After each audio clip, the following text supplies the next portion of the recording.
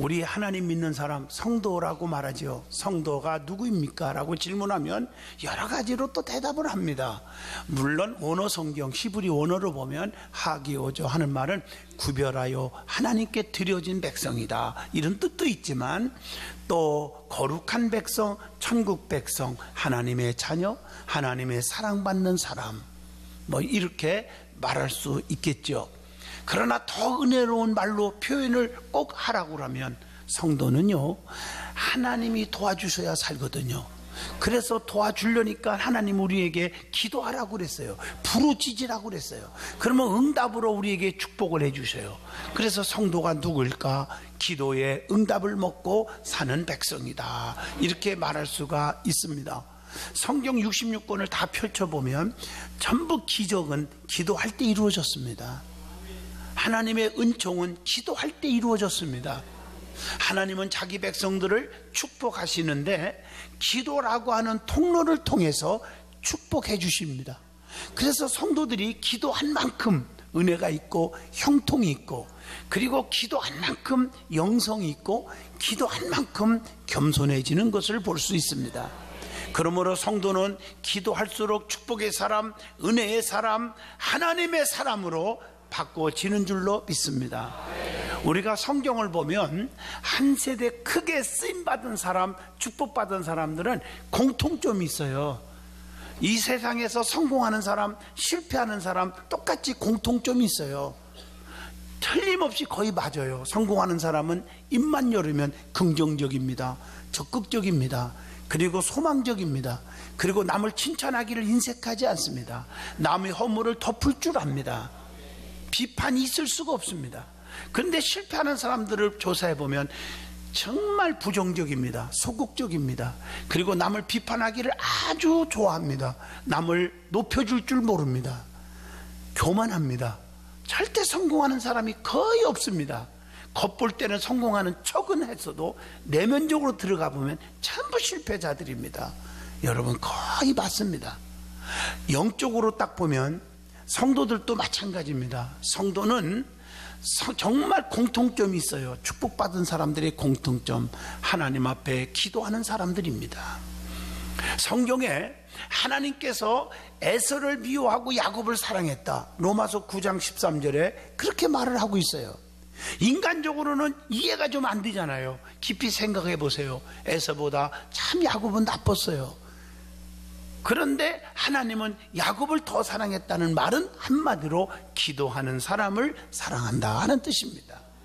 사울왕과 다윗왕을 비교해 보세요. 사울도 다윗도 다 좋은 점은 없어, 나쁜 점이 많아. 그런데 사울보다 다윗이 훨씬 나쁜 사람이었어요. 그런데 하나님께서는 잘 보시면 교만하고 기도하지 않는 사울을 버렸고, 죄가 많고 버림받을 수밖에 없는 다윗이었지만 하나님께 회개할 줄 알았고, 주의 종 나단 선지자의 책망을 겸손하게 받아들일 줄 알았고, 무릎을 꿇었기 때문에 기도할 줄 아는 다윗을 하나님이 버리지 아니하시고 왕 중 왕으로 그것도 크게 하나님이 써주신 줄로 믿습니다.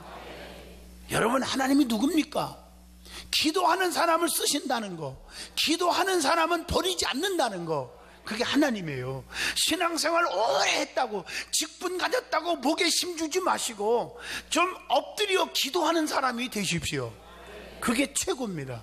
여러분, 교회 안에서 기도 많이 하는 사람을 인정하는 거 실수 없습니다.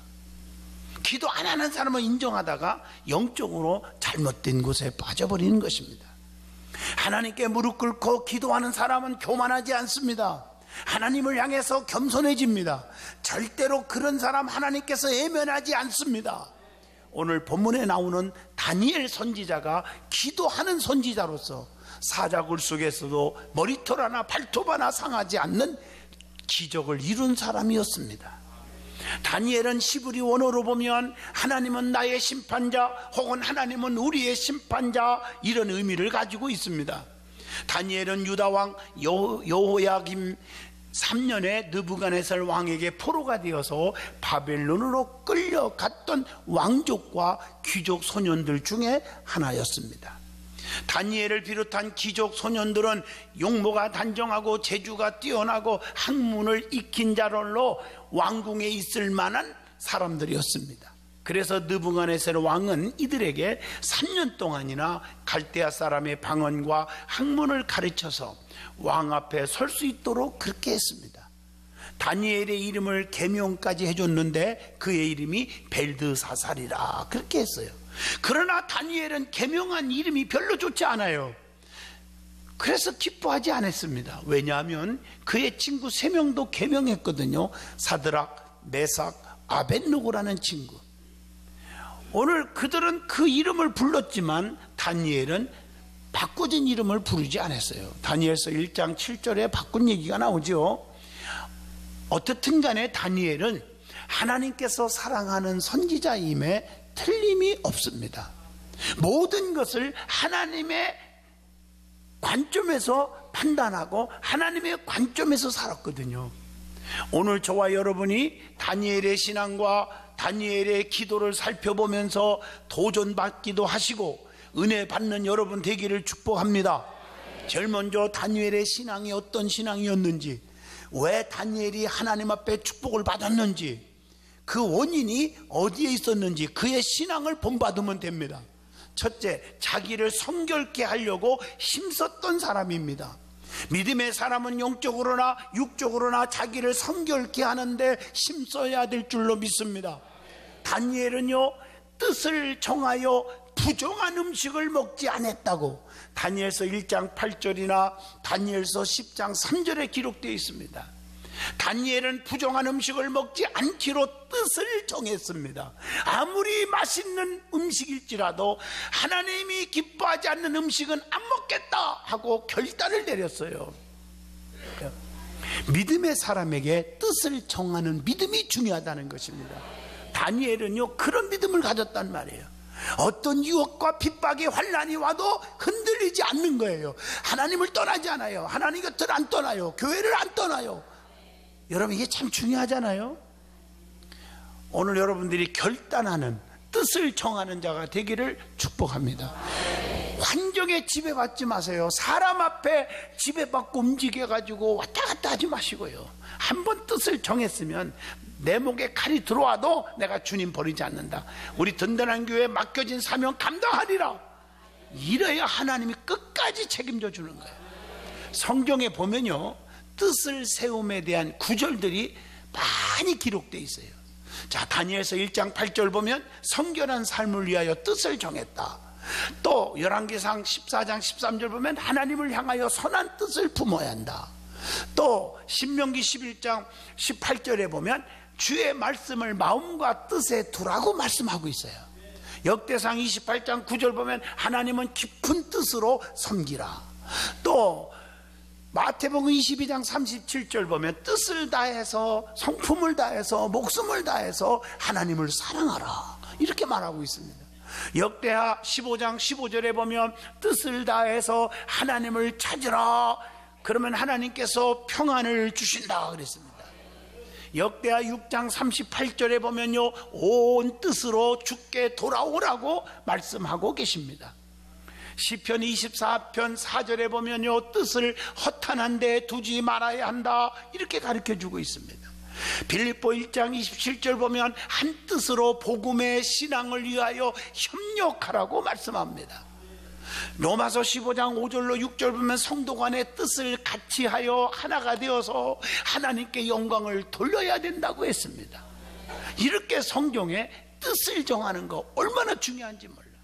여러분, 아무리 맛 좋은 음식일지라도 하나님이 기뻐하지 않는 것은 먹지 않기로 뜻을 세운 다니엘의 신앙, 우리가 본받아야 되지 않겠습니까? 그리고 다니엘은 부정한 이름을 용납하지 않았다는 거죠. 다니엘서 1장 7절의 말씀입니다. 다니엘은 계명하여 부르도록 한 이름 벨드사살이라는 이름을 기뻐하지 않았습니다.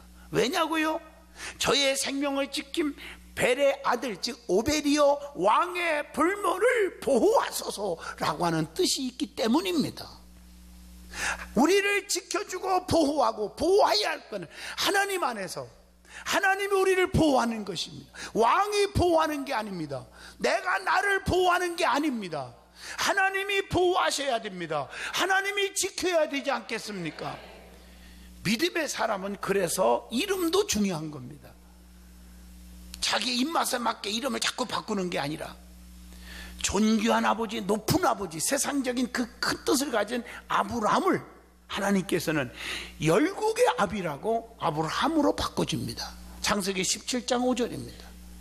또 창세기 17장 15절에 보면 사레, 왕녀, 여왕이라는 뜻이에요. 세상적으로 높은 거죠. 그러나 열국의 어미라고 하는 사라라고 바꿔줍니다. 요한복음 1장 42절 보면 시몬을 게바, 즉 베드로라고 바꿔주고 있습니다. 사도행전 13장 9절 보면 사울을 사도 바울로 바꿔놓습니다. 여러분, 참 중요한 거죠.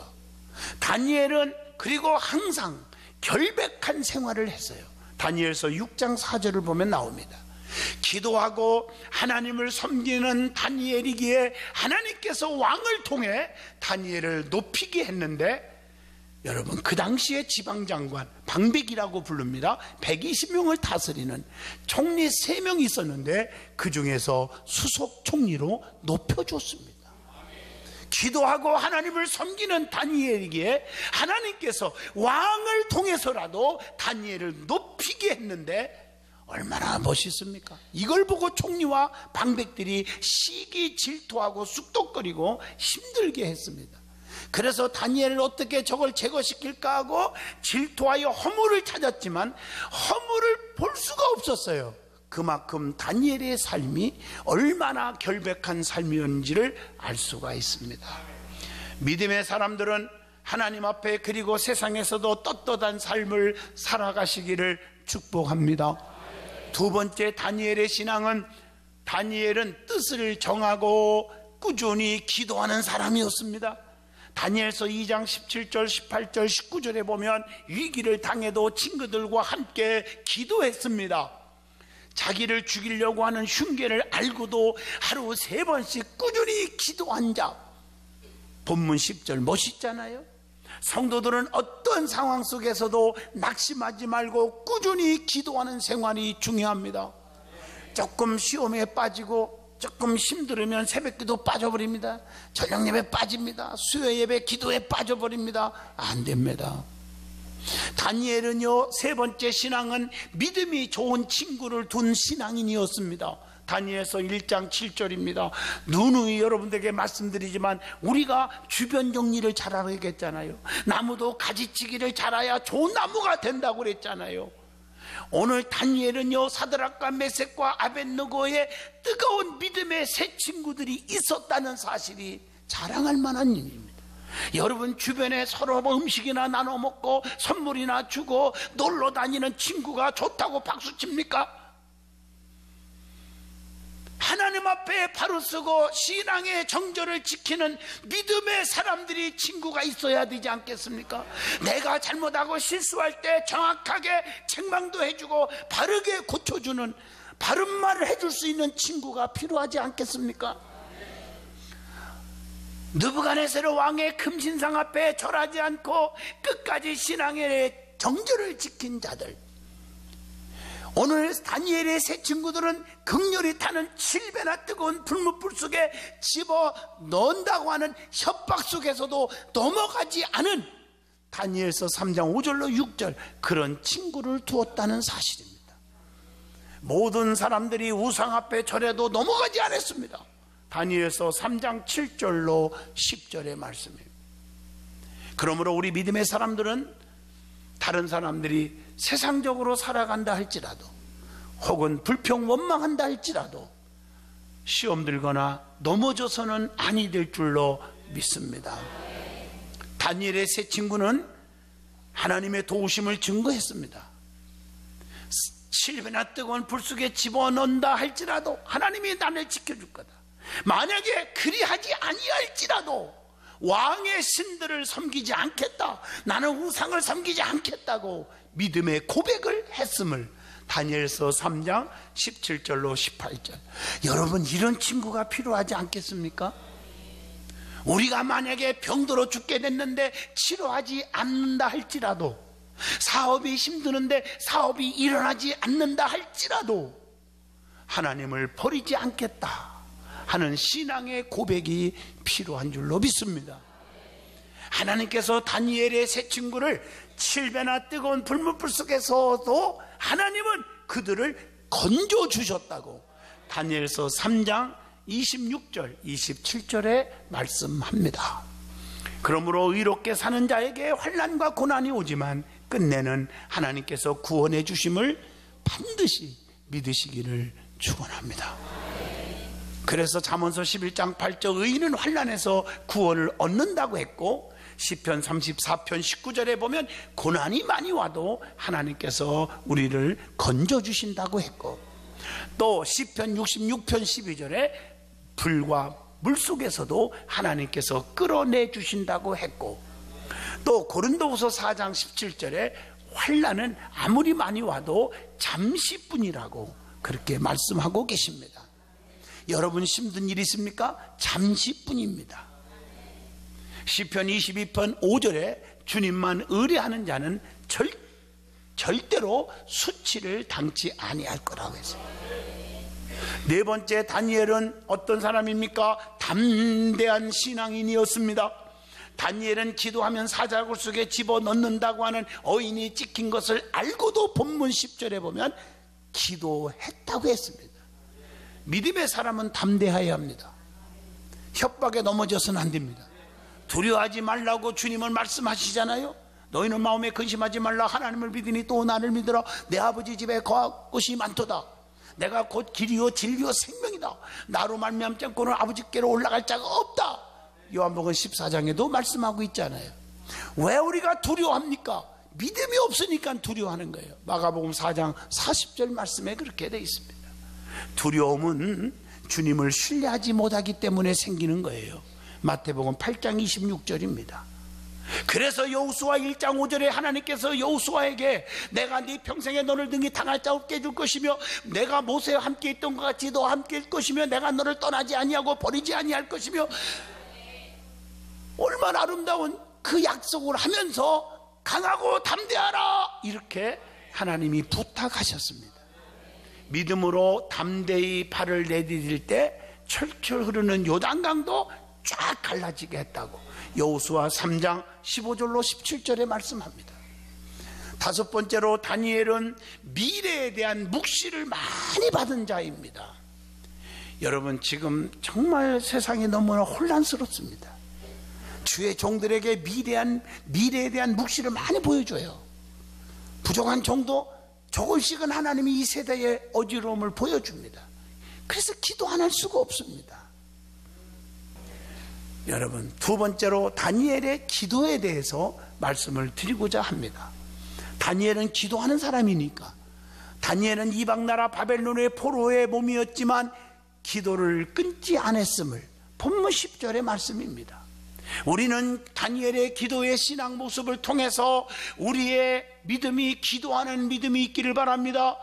그래서 다니엘의 기도를 통해서 우리가 은혜를 좀 받아야 됩니다. 자, 어떻게 기도했습니까? 첫째, 죽음을 각오하고 기도했다는 거예요. 기도하면 사자의 밥이 될 줄 알면서도 기도했다는 것입니다. 창세기 32장 24절로 25절 보면 야곱이가 환두뼈가 부러지도록 기도한 거 아시죠? 그래서 결국에는 내 이름을 야곱이라 하지 아니하고 이스라엘이라 하리라. 하나님과 겨루어 싸워 이겼음이더라. 거기서 야곱에게 축복하신지라. 끝까지 중단하지 마세요. 그래서 두 번째 야곱의 기도는 지속적으로 쉬지 않고 기도했다는 거죠. 왕 외에 다른 신이나 다른 사람을 대상으로 기도하면 사자굴 속에 넣는다는 법령이 한 달 동안만 유효한 한정법이었습니다. 그러니까 인간적으로 생각하면 정말 한 달간만 기도 않고 쉬면 그게 넘어가겠지. 그 다음부터 기도하지 뭘. 내가 뭐 한 달 못 참고 계속 기도하다가 사자의 밥이 될 이유가 있나? 이러지 않았다는 것입니다. 오늘날 여러분들이 힘들 때 11조 몇 달만 좀 떼어먹으면 되지 않겠나? 주일에 한 번 집화먹으면 되지 않겠는가? 기도가 좀 중단하면 어때? 그것이 문제입니다. 중단하지 않는 믿음. 기도는 영혼의 호흡이기 때문에 쉬는 것은 죽는 것과 같다는 것이죠. 세 번째, 다니엘의 기도는 창문을 열어놓고 기도했다. 창문을 열어놓고 예루살렘 성전을 향하여 기도했습니다. 도둑놈처럼 숨어서 비굴하게 하지 않고 떳떳하게 담대하게 기도했다는 것입니다. 기도는 부끄러운 게 아니잖아요. 어떤 분들은 기도하라 그러면 목사님 맨날 기도만 하라고 그래. 밥 먹을 때도 하고 잘 때도 기도하고 다 했는데 그 진짜 기도하는 거를 봤어. 식당에서 밥 먹을 때 기도한대. 그래서 내가 한 10m 멀리서 겪는 줄로 봤어. 저 사람은 기도하나 안 하나 했더니 하는 것 같기는 하는데 딱 밥 차려놓고 사람들 보나 안 보나 딱딱딱 보더니 안 볼 때 잽싸게 끝났어요. 아버지 안녕 했나 봐요.